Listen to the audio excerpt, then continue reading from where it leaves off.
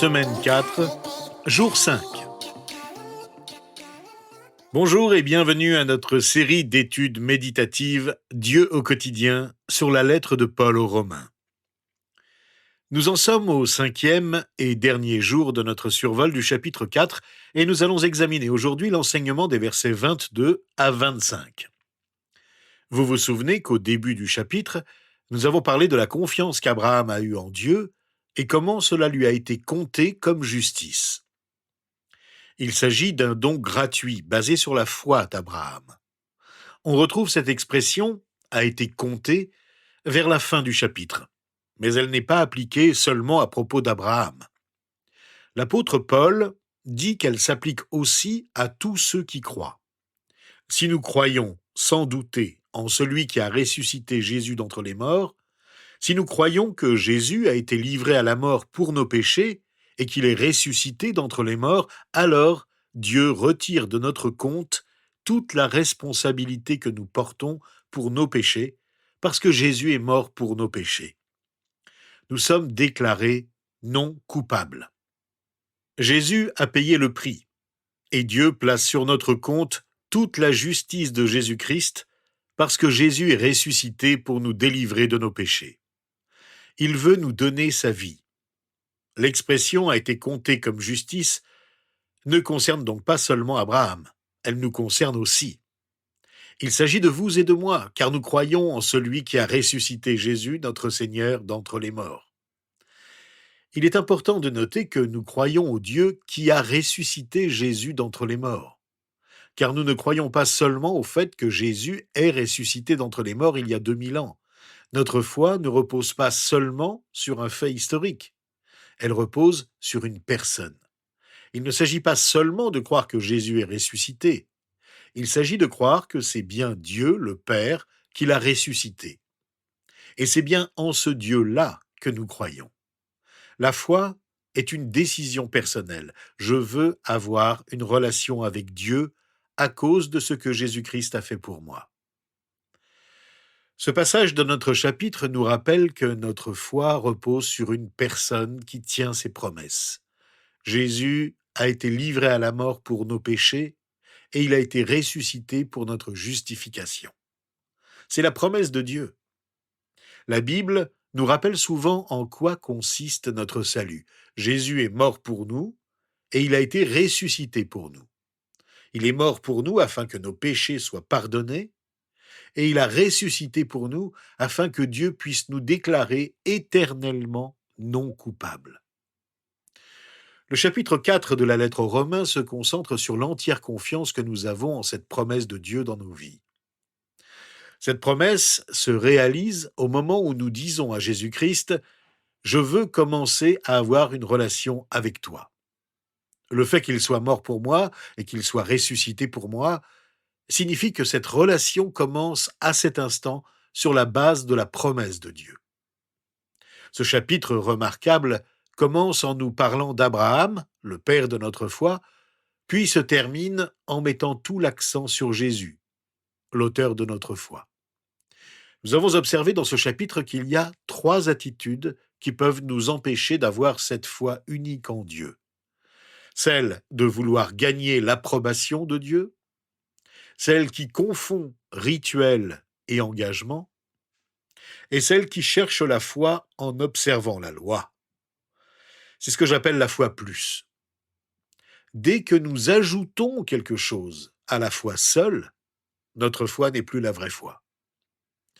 Notre chapitre s'achève en nous disant comment avoir la foi, comment passer d'une promesse à une autre, comment passer de la simple connaissance de la promesse à la croyance ferme en cette promesse.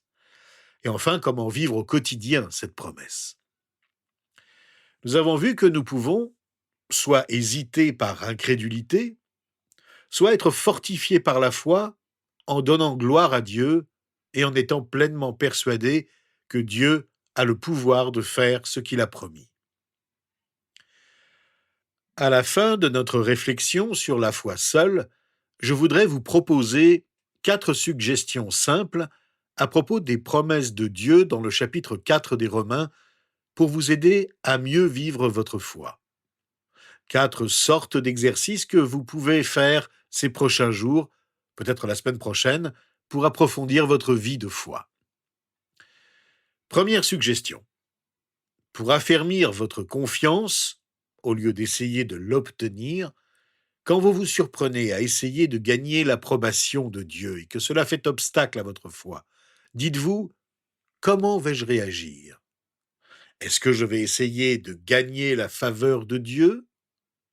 Ou bien est-ce que je vais répondre à la faveur de Dieu? Est-ce que je vais tenter de gagner l'amour de Dieu? Ou est-ce que je vais répondre à l'amour de Dieu? Est-ce que j'essaie de gagner mon salut? Ou est-ce que je réponds au salut que Dieu m'a déjà donné en Jésus-Christ? L'idée est de renforcer votre confiance au lieu d'essayer de l'obtenir. Deuxième suggestion, pour renforcer votre engagement envers Dieu au lieu de mettre l'accent sur le rituel. Lorsque vous assisterez à une cérémonie de baptême, pensez à la personne qui se fait baptiser, non pas en simple spectateur qui dirait « Oh, j'ai déjà vu ça tant de fois auparavant ». Considérez ce baptême comme si c'était le premier baptême que vous ayez jamais vu et appréciez le fait que la personne qui se fait baptiser déclare publiquement son engagement à suivre Dieu, qu'il s'agit pour elle d'un signe qu'elle fait entièrement confiance en Jésus-Christ. Cet engagement, elle ne le prend pas seule, elle le prend avec la communauté chrétienne qui l'accueille et s'engage avec elle à fortifier sa foi en Christ. Si vous n'avez pas encore été baptisé, pourquoi ne pas le faire dès que possible? Troisième suggestion, pour vous aider à mettre l'accent sur la grâce de Dieu et non sur la loi.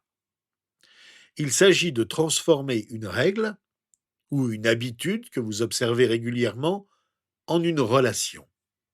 Il y a beaucoup de choses que nous faisons de manière routinière, en suivant des règles précises.